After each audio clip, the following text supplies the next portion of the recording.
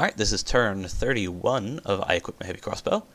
I am searching some magic sites, including a lake, since I forged some water-breathing gear for these guys, and to find an ancient temple. So this is a holy site. Those aren't all too common, but this is a relatively common one underwater. It provides both water and astral income, so that's always nice. Here, there's a battle in TNG, as Gath finally sieges TNG's capital. Given that TNG is AI and fully sieged, I'm going to probably grab some of their stuff. Here, I take on the throne and lose basically nothing, because I have all these awesome Blessed Super Sacreds, a bunch of crossbows, which are presumably going to be on fire, and I'm only fighting, essentially, chaff. Raise Dead / Horde of Skeletons is not a bad spell by any means. It's something that you would potentially be using your Death Mages for, even if you were scripting them. But given that I've got hordes of guys and a lot of firepower from the crossbows, I have no trouble chewing through them. A bunch of these heavy infantry are set to guards, so they're not even joining the rest of the front line here. And this Cave Drake here is tanking up like nobody's business. Oh, and you can also see my other buffs going up, Legions of Steel there, making my already tanky guys even more tanky. 26 protection, 28 in the head. They're just not going to die very easily, are they? The Cave Drake routes because, it's on its own, it's lost most of its HP, but my infantry are there holding it up, so it's not actually able to get away, so it's eventually going to be running back through my crossbows. And then my H3 guy has no trouble banishing these guys, and with the front line dead, and even the replenishing front line eliminated, yeah, an easy victory. I lose one Sacred Blind Fighter, and even that one Cave Drake that I had standing on there all alone survives thanks to this massive HP pool with great protection, so very useful guys there. A lot of events, so I lose a province to the Servants of Gaia, which are monster wars in this case, probably on account of the Throne of Gaia being claimed. Cult of Gaia has gained foothold, so I lose, I gain growth, which I already had, and I lose dominion, so that kind of sucks. Here, Great Fertility Festival is celebrated. This provides additional province income and growth. This is not actually a Cult of Gaia event, or it's not always a Cult of Gaia event, but in this case, that's what caused it. Here, I have another assault from Indies. In this case, they siege my fort. Here, I find, or I get a good event, so bonus gold. In spite of the fact that my Dominion has misfortune, Merion's Dominion does not, and that's still trickling over my way, so I get some additional luck here. Because this thing has Merion's Dominion, it also still has magic scales. For a hostile Dominion, you actually don't get the benefits out of friendly scales, so these guys are still researching at their base research value rather than at +3. But it's still better than what I get from my Dominion, so I'm happy to take advantage of that.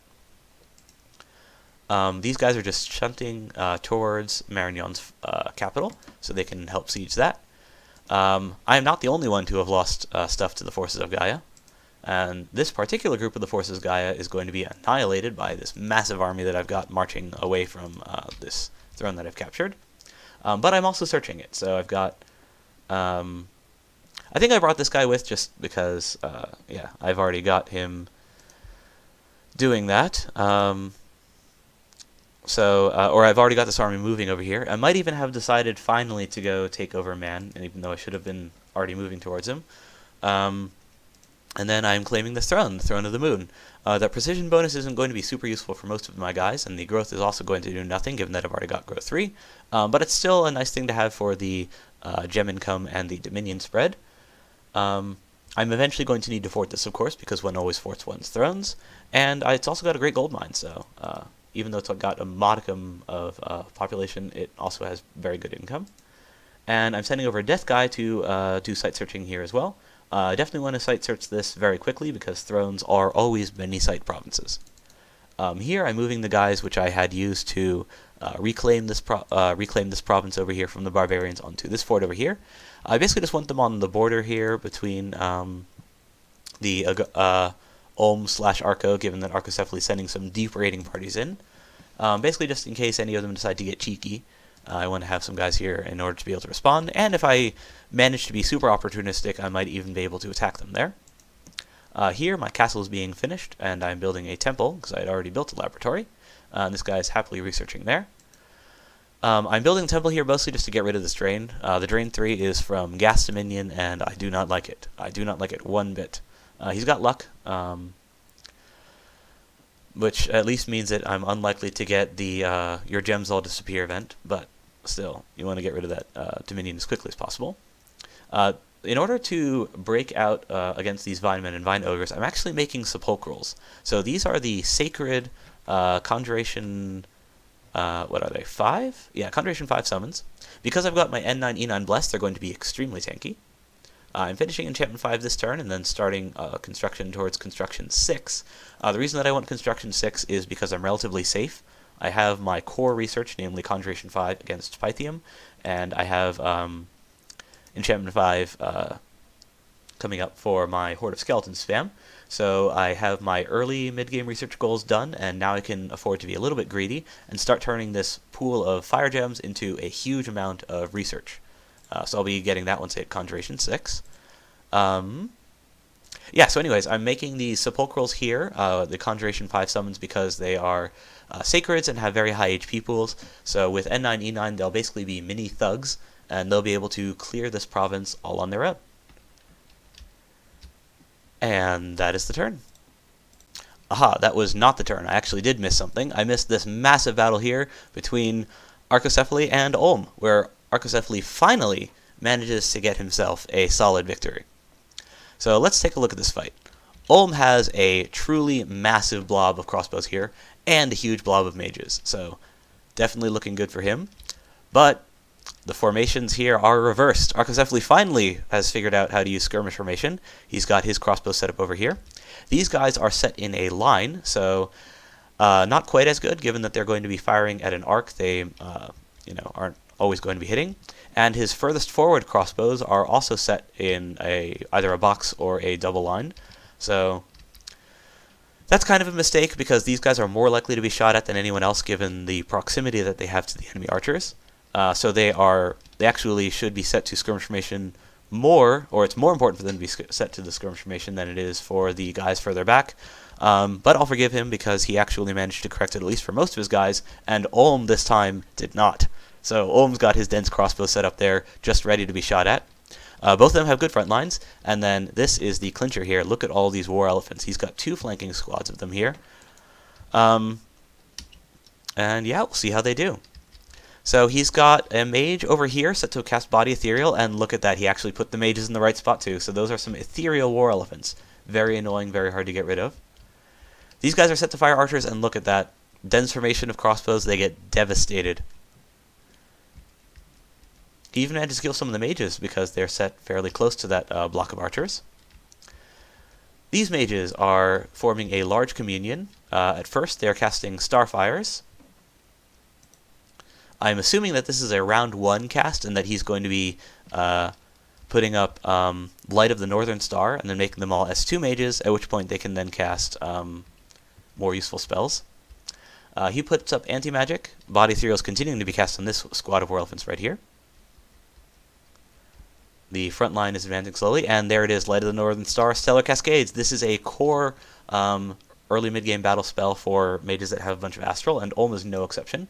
And as you can see, he is putting the entire front line of Archocephaly to sleep. So these elephants have extremely high fatigue, which is good, because it means that they are not going to trample his own guys. So that's potentially something that Archo lucked out on even.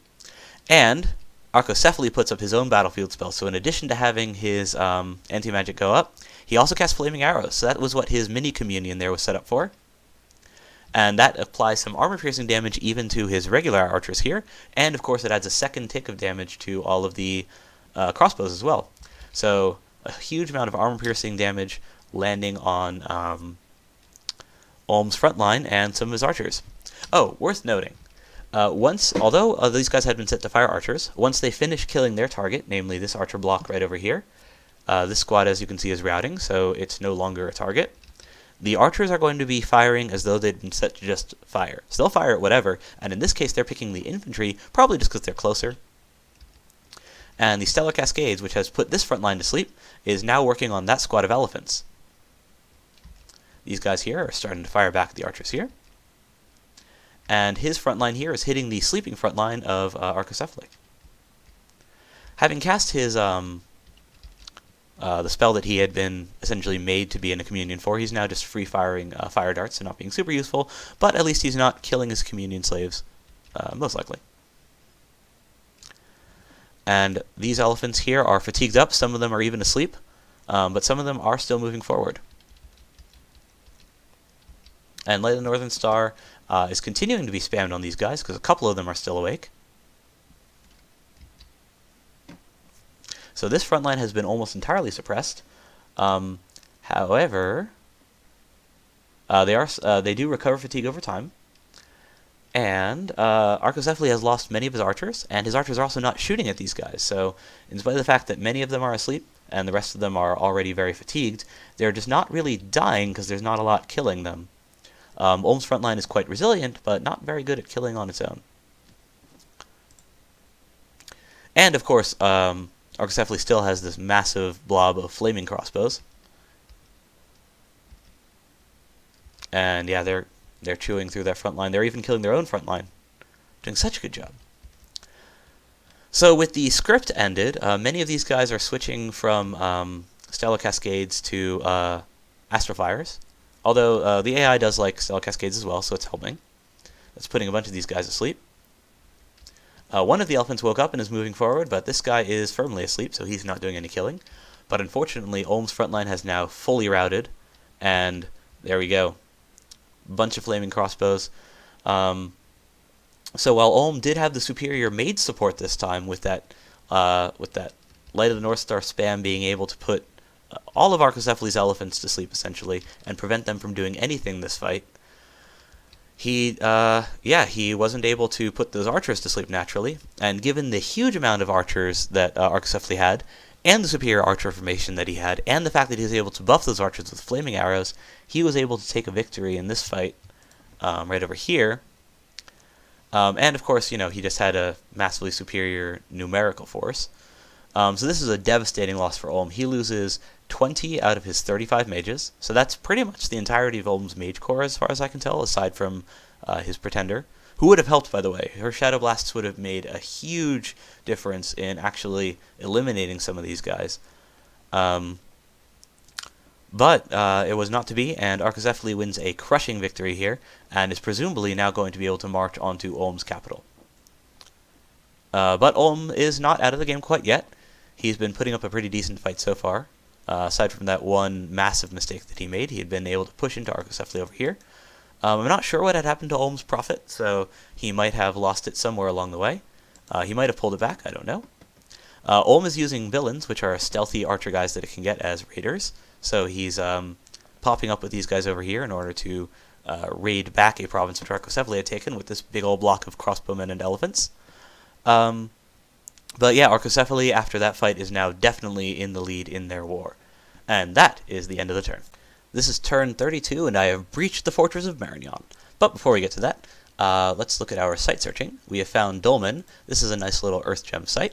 Always love earth gems. I found two sites here. The Jervelin Wall, which is a free fortress, and the Enchanted Tower, which is a earth gem site. I had already actually been building a fortress here anyways, or been planning on it. So this just kind of makes it finished a bit more quickly. The fortification is 350 defense and comes with towers and supply storage, so nice.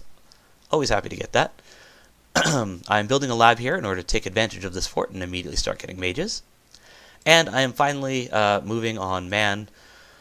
It's a betrayal that was really inevitable. The reason that I did it was essentially because I looked at this throne here. I see that it's a level 2. I look at this fort here, or this throne here, I think that it might be a level 2. And I'm starting to get an idea of which all thrones I'm going to need to claim in order to win the game. So, let's take a look at the Thrones of Ascension. There are 11 points required to win. I'm going to need to take as many 2-point thrones as I can. I've already got 3 points right now from my land, from this one here, this level 2 throne. This one here is level 1 throne. Adding to this is 5. And then this one here, which I have not yet claimed, is another one, the Throne of Flames. So that's that one there. I'm eventually going to need to bring a prophet over there to take it. It's just going to take me a little while because I don't have any readily available level 3 priests. In fact, it might even be better to just wait until I have Conjuration 6 and then summon up 2 Oracles and use one of those guys to claim it, because those guys are H3 priests. So with that, I will have 4 points, and then if this is a 2-point throne, that is 6 points. Then we're going to look at the thrones that Pythium has. So Pythium already has 3. So with that, I am 9, and that's only 2 points away from victory. And I can see here that this has a Pretender chassis on it, an Anunnaki of the Underworld, which means that it is definitely a 2-point throne. Given that Pythium also has an additional unclaimed throne, which I'm not sure which it is, just one of these 3 thrones is unclaimed, I know that just from beating Pythium and by taking this throne over here, I can actually win the game. It's always worth taking extra throne points in order to just make sure that you just have enough points to win in case anything goes wrong and you lose a throne at the last second.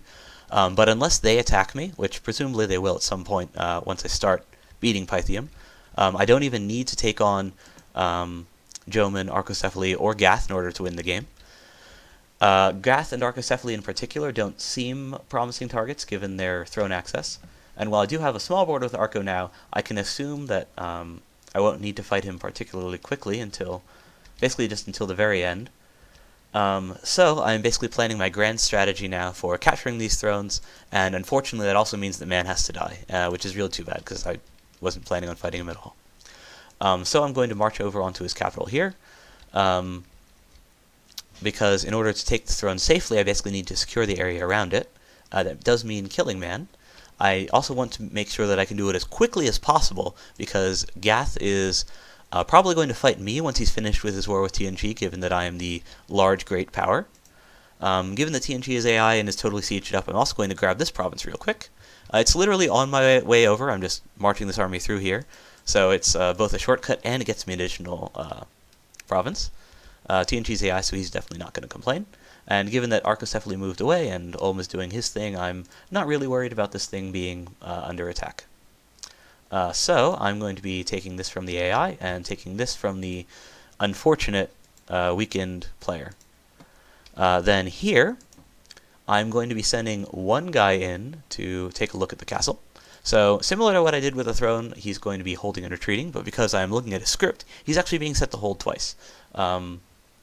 So that'll give me at least a little bit of an idea for what Pythium's going to be casting. And the rest of these guys are just waiting. And then I'm also going to be waiting for these penumbrals to make their way over, and then that way I'll have more ethereal attackers. But my script is going to be more or less the same. I might need to adjust it based on what Merion's army is, but it's essentially going to be based on ethereal flankers and a whole lot of crossbows. So these guys here are frontlining. These guys here are set to the back so that they don't get shot for free, as I'd mentioned earlier for why I was putting them there. These guys are set in something like a bowl. Part of that is just so that they don't become priorities for buffs. And they're also in skirmish formation, which also reduces their HP density both for enemy spellcasting and archery, and again for buffs, because I actually do not want to be casting my buff spells on them. It shouldn't be a huge issue since both my undead and my sacreds have higher HP, but I basically want to make sure that they are covering as much squares of my actual melee fighters as possible, and not wasting their time casting Legions of Steel and Strength of Giants on the crossbows. Here on the southern end, I am flanking with my fire elementals. Since they're ethereal, they can go through the walls as well. And then my resilient front line here is set to hold and attack. Depending on what Merion's evocation is like, I might have a lot more firepower than him as well, given that I have just my whole ton of crossbows, and he just doesn't have a whole lot there.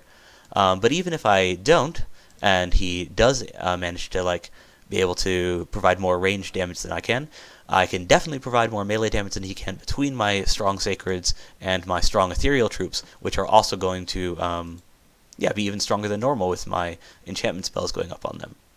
Here I lost a province to a bad event, so that kind of sucks. Forces of Earth are attacking Agartha.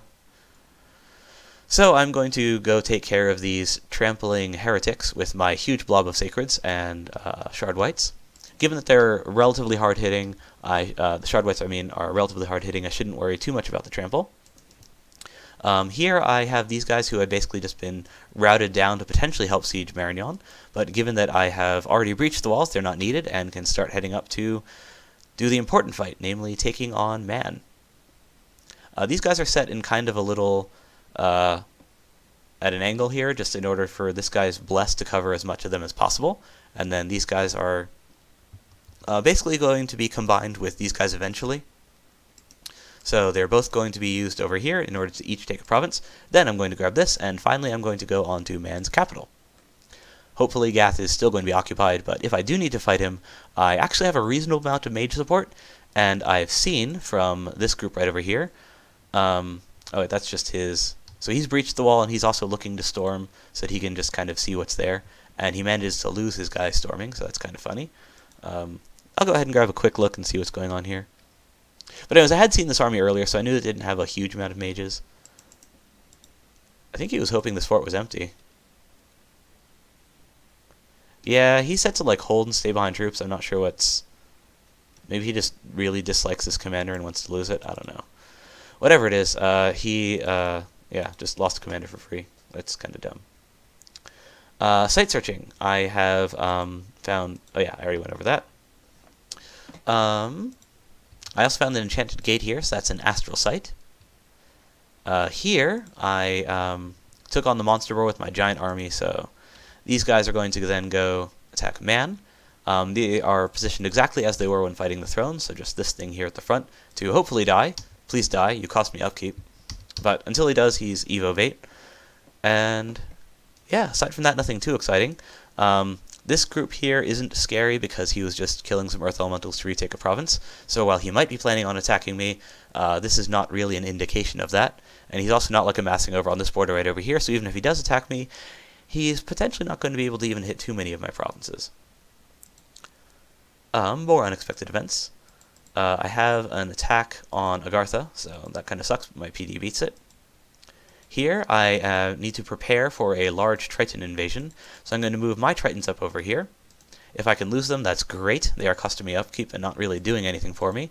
If I don't lose them, then, well, at least they have beaten the attack on them. Here I have some bad omens. Not the worst misfortune event, just means I'm potentially going to get more. And here I get a few free blood slaves, which doesn't do much for me, but whatever. I can send those to Gath as a goodwill present or something. Here, Archocephaly loses provinces to indie attacks as well, so that's kind of funny. He did not put very much province defense on the throne, so clearly he didn't have a fort under construction there, which, given that there was no commander there. So it would have been kind of funny if he'd lost that, but that is not to be. And that is the turn. Soon we will see what what Merion has defending his capital, and then we will potentially be taking on his capital. This is turn 33. So I actually traded these with Man. So these were nature gems for death gems. I am buying nature gems even though death gems are very, very useful for Agartha because my nature income is great, or my nature income is awful and my death income is great, and I do actually need these nature gems in order to be able to forge boosters with my god once he wakes up, which he also happens to do this turn, I think. Yes, fortuitous timing. My god wakes up right when my nature gems arrive, so I can forge a booster with them, and then I'm eventually going to be able to forge thug gear with these nature gems, namely vine shields and potentially regeneration rings and rejuvenation amulets depending on my need. My research in construction is finished to level 5. There's nothing really worth casting here. Mechanical militia is potentially useful, but I'm not going to bother with it here. Clockwork horrors are awesome. They are size 1 2 attack constructs, so extremely high attack density, and while they do wind down eventually, if you can buff them up and get them into the enemy backline quickly, or just, into the mix quickly, they are extremely good at killing things, so I love these guys. I don't think I'm going to end up using them this game, though, just because I have other uses for my earth gems, and I have just enough research after moving my mages around and so on to finish construction 6. So that's going to be great. That's going to help my research spike even further. I was asking Gath about his scorpions because he built a bunch of them, and I find that very questionable. Not because of the fire gem use, but because of the mage turn use, because you only get the scorpions one at a time. While they're very tanky, you're just burning mage turns that could be spent researching or doing battle magic to summon just one like dude who's weaker than an earth elemental. Anyways, here I am awakening Sepulchral. So these guys, as I mentioned, are very good in small doses with my Bless. So they're going to be regenerating 7 HP per turn. They're going to have more than this 16 protection with my Bless. The reinvigoration doesn't really matter because they're undead and thus have no encumbrance, and they're very hard hitting. So I'm going to be getting a third, because I'm not sure how many exactly I'm going to need in order to beat these Vinemen and Vine Ogres. Once I'm finished breaking this fort with my Sepulchrals, assuming I win, I can then retake this province with that same group of Super Sacreds. I think this province actually didn't belong to me to begin with. I think that was Ulm's. But given that it's indie now and Ulm is busy, I might be able to get away with taking it and say that I forgot or something. Or I might just take it and be like, aha, I'm stronger, I can take this. I do a bunch of site searching, but I only find one more site, but it is a doozy, the Dying Ground of Wales. This is an awesome site. It gets Death Gems, Water Gems, and Nature Gems, and is findable with only Death 2. So definitely worth site searching through here. I'm very glad that I built these things. Underwater sites provide more water gems than land sites in general. So yeah, doing some good work there searching. Here I am taking on this province from TNG, and I am extremely glad that I did that. So TNG naturally isn't going to bother me or do anything about this. But he site searched this for me because he has air site searching and I don't, and that gives me access to Sorcerers of the Sands. These guys are going to be so useful for me because they have air, and I do not. So I suddenly have air access in a nation that can really use it. Normally I would have to go all the way down to Conjuration 8 in order to summon Fairy Queens in order to get air access. But now I have these guys and they can start site searching, and it's going to be awesome. The Earth Random guys, even in some mod, can cast Rain of Stones with Earth Boots on round 1. The other ones can cast Summon Earth Power and then cast Rain of Stones, but that's much less useful. Usually you want to be able to cast it right away. So I have access to ROS, awesome. The Air 2 guys are going to be able to cast Cloud Trapeze, Forge Winged Shoes for flying my 2 Morkles around. It's going to be amazing. And then they can also forge Air Earth items. The Death Random guys aren't good, and the Fire Random guys are going to be less useful, but they're still potentially good mages, and they also still have that little bit of air for site searching and item forging. So all of them are going to be very useful. I want these I want as many of these guys as possible. I'm even going to fort this in order to protect this province, so I can keep getting these mages. Additionally, in addition to the 1 gem that comes with this site, it has another site on it, so I have air income already to use with my air mages. I am so happy. And these guys are going to be site searching this as well, since it's a waste. It has lots of sites, and while it already has a bunch of sites discovered, there's always the potential for more, so I may as well. And then, yeah, I'm definitely not giving this one up. This guy is, oh yeah, I've been recruiting these indie nature mages from here. I've already got a couple out site searching. They're not the most efficient researchers, so I'm not going to be getting all too many more. As far as battles go, I also take this province here back from the Indies. No trouble there. Earth Elementals are tramply and potentially scary, but these guys are only size 4, and these guys are awesome. So I have no trouble taking on Man's 1 province defense, and I actually kill commanders there, so I think he might be building forts, so that's a good bit of Man's money gone as well. Here, Merion is scouting what Ulm has patrolling, and he's potentially going to be attacking from there. And Ulm is patrolling with his Pretender, his Blood Marshal, the few vampires that he's able to get, because you don't get a whole lot of them, and his, Black Priests. So these guys here can cast, I don't know what these guys are going to cast. I think he's making a communion with them again. But given that he's got no mages for that, he might just not be able to. Or they might be casting Power of the Sphere, Summon Earth Power, and then making size 6 elementals. That's another thing that they can cast. Here we have another large fight, but this one, Ulm actually comes out on top. So let's take a look at it. Ulm and Merion, or Ulm and Arcocephaly, I should say, are having a much more interesting war. And look at this. Look at the formations. Why do they keep doing this? Okay, so Archocephaly, in spite of realizing that skirmish formation is good and that he should use it, forgot. Oh, let me actually talk about the darkness. So there was a Throne of Night claimed, which makes it dark. So in the darkness, everyone has lowered precision, attack, and defense. This matters less for the melee fighters because they all have it, but the vampires that Olm sometimes uses do not suffer that malice. But yeah, so Archocephaly forgot all about why skirmish formation is good, and he put his guys in a box.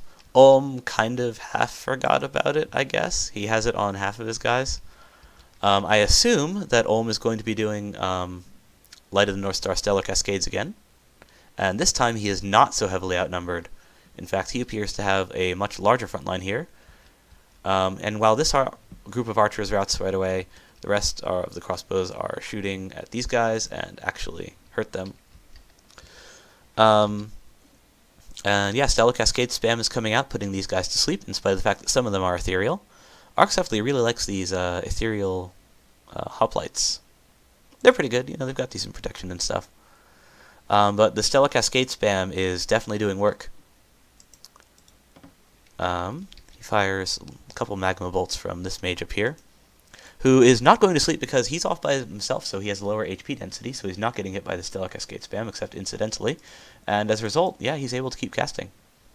Unfortunately for Archocephaly, the same is not true of his guys, and they are not only being put to sleep, they are taking additional fatigue damage because they're brought over 200 fatigue, and many of them are even dying. The few that are awake are starting to run away.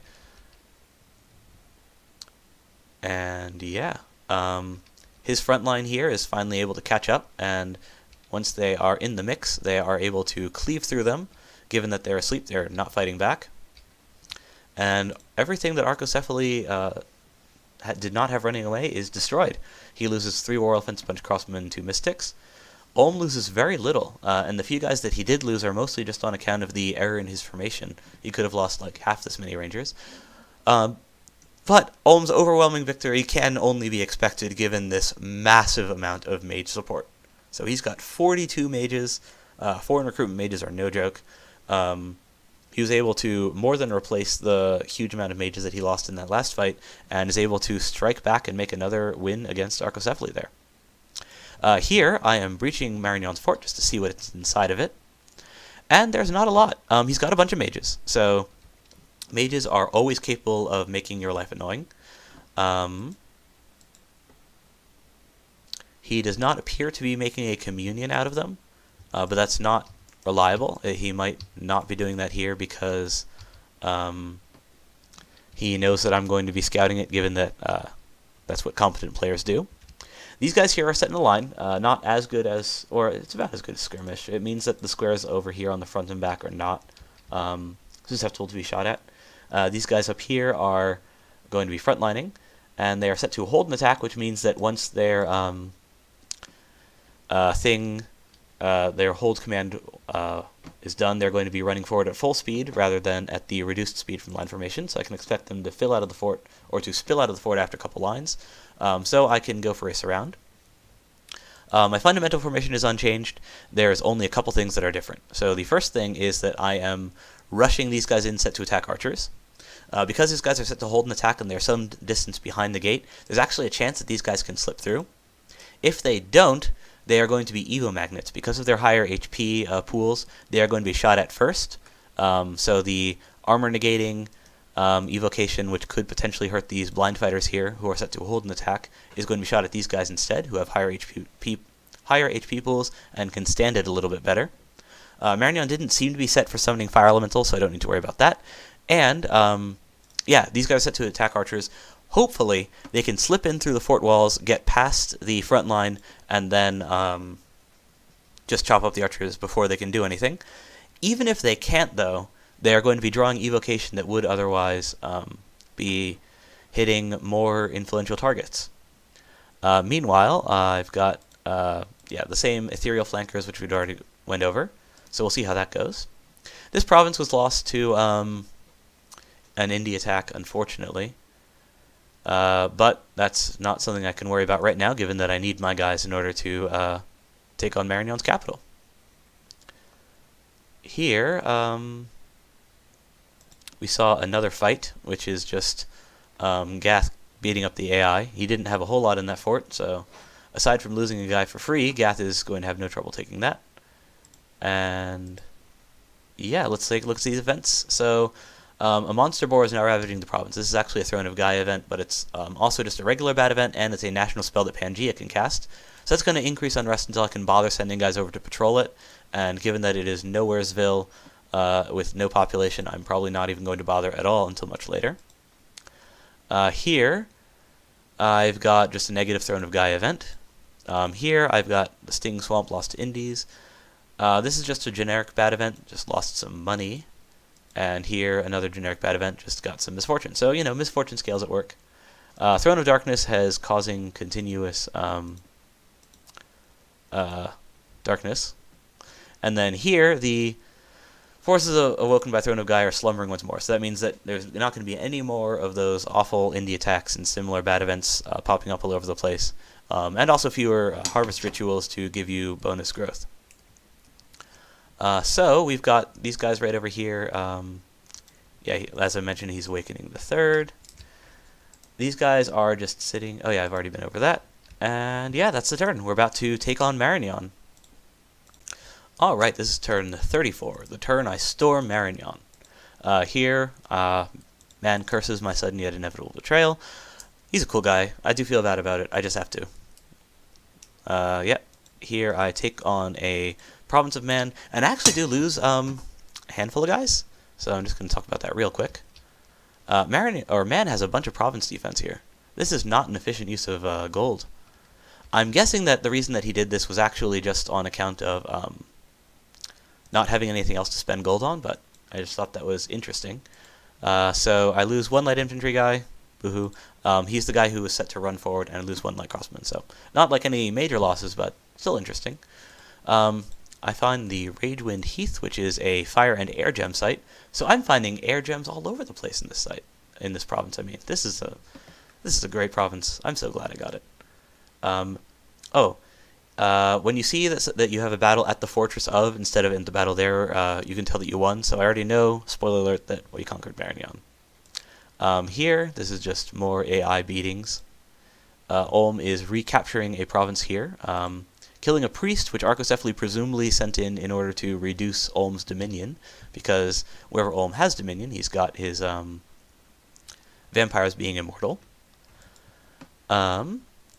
Here, Joman joins the fight, and he does not do well. So, Joman has decided that he has had enough of Ulm owning this rich farm province so close to his capital, and decided that he's going to get involved and take it from him.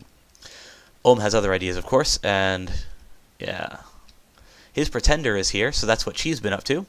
And she is not at all upset by the darkness being caused by the Throne of Night. So she is able to fire Shadow Blasts with the same accuracy that she always features. Ulm's Rangers here are scripted to fire archers. Joman, his formation is so bad. Okay, so he's got all these samurai here. Samurai don't have shields. They have low magic resistance, so they have even more susceptibility to Shadow Blasts than normal. He has these crossmen, so, you know, good job on him recruiting the appropriate indies, the low resource cost crossbows. And he has his archers here, you know, potentially useful. They've got a little bit of armor here as well. But yeah, these guys should not be in a box like that. Definitely not. So he loses a bunch of those from these Shadow Blasts here. Oh, look at that. Yeah, yet more of these guys dying. A lot of the province, or a lot of the infantry here that you're seeing on Ulm's side is his province defense. So yeah, the one thing that I would say is that Ulm could definitely stand to move his pretender a little bit further forward. She's not in any danger, and by being a bit further forward, she would be a little bit more accurate. These guys rout, as can be expected from having a bunch of them getting annihilated by these Shadow Blasts here. And then Joman is actually using his mages to summon Earth Elementals. So this is definitely a good use of his mages, at least. So this is actually something that I had suggested him to do, just in order to get the most out of his Elemental mages this early in the game. Unfortunately, his mages have some positioning issues, or his elementals have some positioning issues. So as you can see, these elementals want to get to these vampires over here. The crossbowmen here are between the elementals and the vampires. So these elementals are not doing anything. They are just kind of chilling out, walking back and forth, trying to get to that one vampire there. So he's got 4 of them there doing literally nothing. Meanwhile, his infantry has routed. So these these guys here are like just chewing through Olm's PD, so, you know, good job there. His own crossmen are shooting back at Olm's Rangers, doing a little bit of work there. But, yeah, these elementals here, 4 of them, are being totally useless. So he just got a little bit unlucky there with the targeting. It's possible that he could have even won that fight if you've got 4 additional high protection or decent protection regenerating size 6 tramplers doing stuff. But his armies are routed, and once they rout, then these mindless earth elementals do absolutely nothing. So as a result, Olm wins that fight. So that was very fortuitous. So Jomund's bad formations was made up for at least in part, by his having just way more stuff and actually decent use out of his mages. But poor luck made that decent mage use come to naught, and Archocephaly is able to, Olm is able to hold that province against Jomund's assault. Here, we see Archocephaly reclaiming one of his provinces with a bunch of hoplites. And yeah, these guys are high protection, decent length weapons, so very good frontliners. And yeah, no problem taking on barbs. And the battle at the fortress. So I actually do take some losses here. This is to be expected, though. Anytime you're taking on a fort with a bunch of towers and a bunch of mage support, you can expect to lose at least a few guys. So he's firing cold bolts. Oh yeah, I moved these Ichthyids up here. These guys are also just Evo bait. I think they're even set to hold an attack, so they're intentionally not moving forward. They are strictly there to get hit by cold bolts, mind burn, and so on. So they do their job. The lightning bolts are still being shot at these guys up here. My flanking elementals are being summoned down there.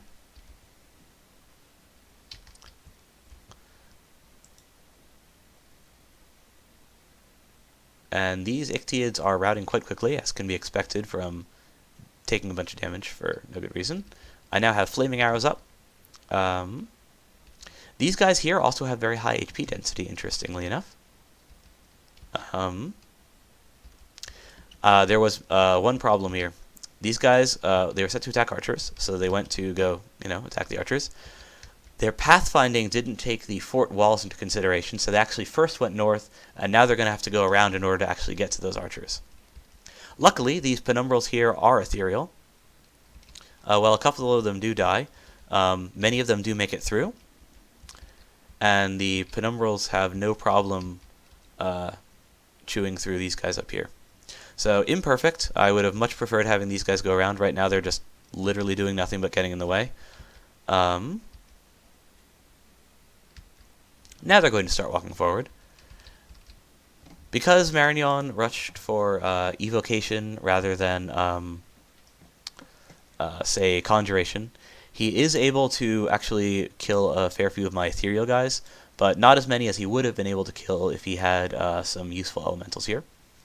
Because his front line was so small, there was very little for my elementals to do, so some of my flanking squad, namely all those summoned fire elementals, didn't actually get into the fight. Most of the losses here are just regular guys being lost to the fort towers, but the penumbrals here pretty much all died to evocation. I even lost one alchemist to the fort towers, so that was unfortunate, but it's not too bad, and Merion is destroyed. I thought this was still Marverni, the god of Merion, has been utterly annihilated, and I get his capital. Nice. So I get 1 fire gem per turn, 2 astral, and 1 air. And I can start building researchers. So given that Merion is gone, he has absolutely no research in his, or no dominion anywhere. But his scale still remained for a little bit, so I'm going to take advantage of that and have these guys research in this pleasant Magic 3 dominion, while some of my guys, namely my Blind Lords which don't research, and these mercenaries, are going to go retake this province from the Indies that captured it. And I'm going to start searching Merion's land with my mages that have paths that Merion does not. And because I have hit Conjuration 6, or Construction 6, I can start converting the vast majority of my Fire Gem stockpile, you saw I had like 60, into Lightless Lanterns. So I'm doing that right over here, wherever I can. I'm using a couple of hammers. where applicable, to make these lightless lanterns, because I had been forging those earlier with my cap guys. But you can think of hammers as being more like gem gens than like being things that just reduce the cost to make items, and you just want to use as many of them as you can. I have some boosters here, which are basically just being used for research mages at the moment, but which I can then distribute later on. I moved a bunch of death gems onto my pretender here. This is going to look kind of weird, but basically when you have Drain, especially Drain 3, like you have up here, you can get, and these sites right over here, you can get events which make you lose your gems. And I want to protect my death gems because I'm about to hit Conjuration 6 in just 2 turns, and I can start summoning up 2 oracles. So I want to at least protect some of my gems. In general, though, when you move gems from your treasury onto units, and the reason that I'm not doing that with literally all of my gems is that units are susceptible to assassination events. And because the gem loss events are so uncommon, you're actually almost as likely to lose gems that you put on your commanders to an assassination as you are to actually losing them to just, a negative gem event. Or, you can have a laboratory accident and have it get exploded. There's all sorts of things that can happen to squishy human mages that make it potentially worth not putting gems onto them. But a monolith like this is not going to die. So I'm going to put all of my gems, or I'm going to fill up all 30 of his gem slots with death gems just in case. And yeah, I'm probably just going to put them back in my treasury and not worry about it later on. But this is just, while I remember to do that, I may as well do that, because it's just a little bit of micro that can potentially help you out. Here I am marching onto Man's capital with my combined army here. It's basically just similar to the army that took on Merion, with the exception that it has much less in the way of mage support. It has redundant flame arrow casters here. The reason that I'm using redundant flaming arrow casters is mostly just to make sure that in case anything goes wrong, that spell is definitely going up, because that's a huge firepower boost, and I do not want to be without it. And aside from that, it's just a resilient front line of sacreds and a bunch of crossbows. So I don't expect to have trouble killing Man. Aside from that, it's just site searching going on here. No giant battles between Ulm and Merion this turn. And we finish our fort over here. Given that I don't need any more, or too many more of these guys out site searching, I'm just going to convert my laboratory here into more efficient research mages. And yeah, that is the turn. We've conquered Merion, we are about to conquer Man, and things are looking pretty good. We have our path to victory, and we are preparing, as always, we have been pretty much like the entire game so far, to fight Pythium once he attacks. Alright, this is turn 35. And we have assaulted Man's capital and captured it. But we lost a mage doing it, so let's see what happened there. This is quite unlucky. Usually you'd expect not to lose any mages to BD. So Man seems to have reinvested a lot of money into province defense. They chew right through that guy. That's kind of unfortunate. Oh, you know what? It's this guy right here. He is there to cast Strength of Giants and Legions of Steel on my frontliners.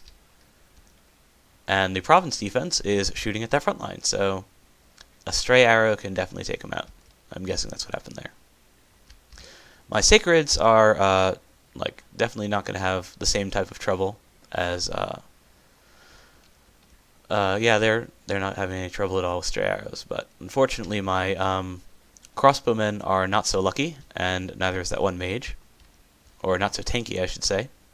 It seems that the blind fighter casualties that I'm suffering are actually a result of friendly fire from flaming crossbows, which actually can do enough damage given that, they've got that armor-piercing damage, and can set troops on fire, in spite of it being snowy here. So yeah, unfortunately I lose a mage. I think that was even my buffer mage, and I lose a couple of these guys, and my cave drake. I retake a couple provinces from the Indies, so we get to see my sepulcrals in action. So these are another group of guys that can take advantage of my awesome bless. So I just bless him up and send him to town. He's casting some additional chaff. The cold aura here from these guys is helping to put these guys to sleep. And Vine Ogres here, they're very tanky. So the fact that these guys have huge damage on their weapons isn't wasted. The Vine Men are not doing a whole lot of damage. They are surrounding these guys, just hitting them, and yeah, they're regenerating right through it. So it looks like even 1 or 2 of these guys would have been enough to retake this province. So that goes very well. And I retake this province here with those, yeah, just these guys. Oh, something worth noting. This guy, these 2 items were both found from events. Firebola throws 3 fire bond shooting bolas. So basically they deal damage equal to the strength of the attacker. This thing increases strength by 5. So his strength is 17 with this, and with the firebola that means that he's making, you know, a bunch of attacks with that. So I'll just show that off real quick. So the range and damage is both 17, which is nothing to scoff at. And more importantly, it binds the units that get hit. So that's similar to like Net or Vine Arrow or Earth Meld. The units that get hit by it are stuck. So the Indie Mage here is casting Swarm, which creates a bunch of 1 HP things, which get chopped up by my front line. And you can see here that my that the ranged attack that this guy's got there is actually doing a fair amount of damage. And you can see this one here being bound by it. When it gets bound, it has to make a morale check to break free, and once it does break free, it takes damage. It's just a little bit of armor negating fire damage, so not too much to worry about. And yeah, causes a little bit of friendly fire there, but it deals a fair amount of damage, and it's very nice to get. Worth noting, though, that Space Goat here is the guy with extra HP. The hero that I had lost to the Mind Burn Ring of Wizardry nonsense had higher strength instead. So this guy would have been a better thug. That guy would have been better with this Bear Claw Firebola combo.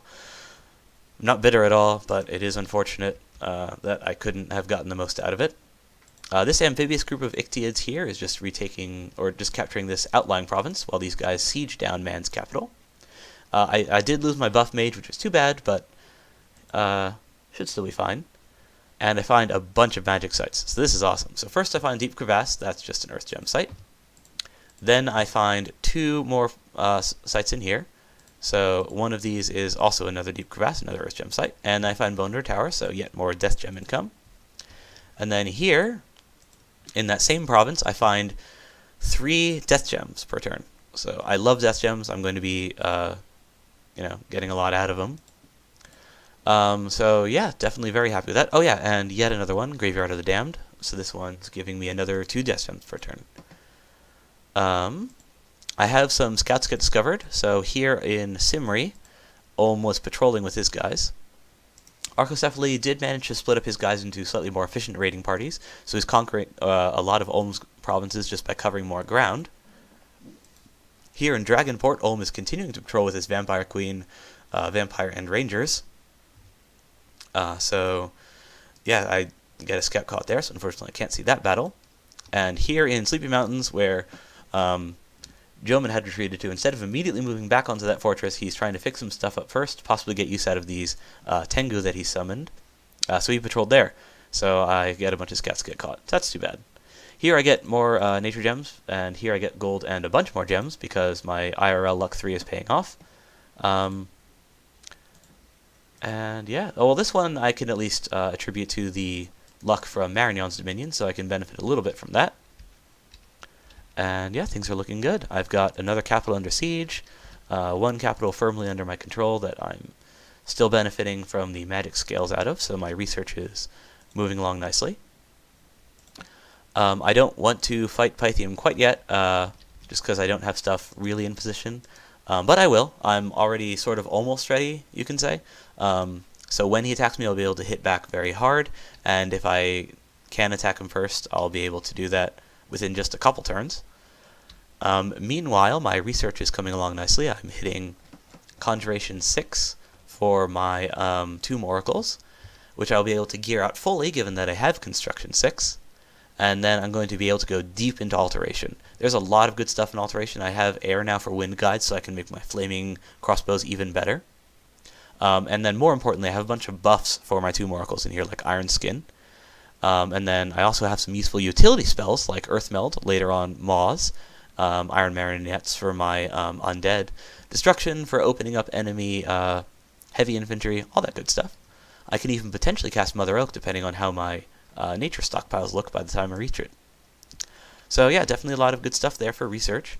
Part of the reason why I am waiting to attack Pythium instead of just moving on him instantly is that if I can hold off until I have 2 Oracles out, I'll be able to have units which can take on these Hydras without losing at all.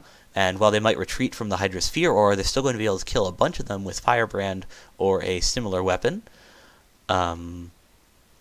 So yeah, my path to victory is pretty clear. I already went over which thrones I'm going to be taking, but I'll be able to do that mostly with 2 Oracles once I get them.